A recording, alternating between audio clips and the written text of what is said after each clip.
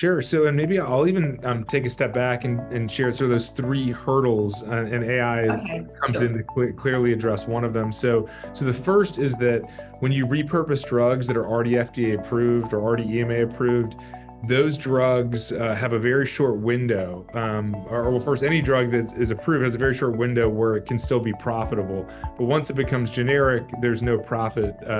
Profit that can be made off Yeah. selling more cases. So drug repurposing Yes. is completely disincentivized because over 80% of drugs are already generic, and there's no incentive to repurpose an old, cheap generic drug. Even new drugs, there's not much of an Mm. incentive because pretty soon those new drugs are going to be old drugs and they're going to be off patent. So, one, there's this major financial disincentive or lack of incentive.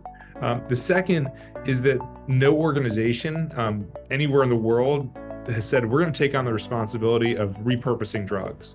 The EMA doesn't do this. The NIH doesn't do this. Pharma doesn't do this.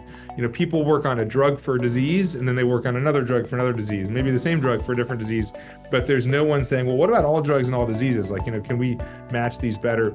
And the third is that there's never been a database or a scoring system to match how likely every drug is to treat every disease. So enter AI, right?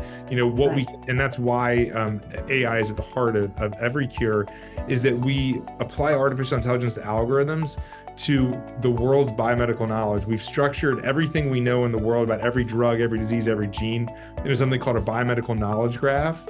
And then we apply Hmm. AI algorithms to the world's knowledge and say, okay, AI algorithm, if we know that siltuximab treats Castleman disease and insulin is a treatment for diabetes, and we train the algorithm on known treatment relationships, we then release the algorithm or unleash the algorithm on the rest of the world's biomedical knowledge and ask for it to come up with predictions around how likely other drugs are to treat other diseases. And AI is incredibly good at picking up patterns. And so it looks for patterns of known treatment relationships and then tries to find patterns that look similar for unknown treatment relationships.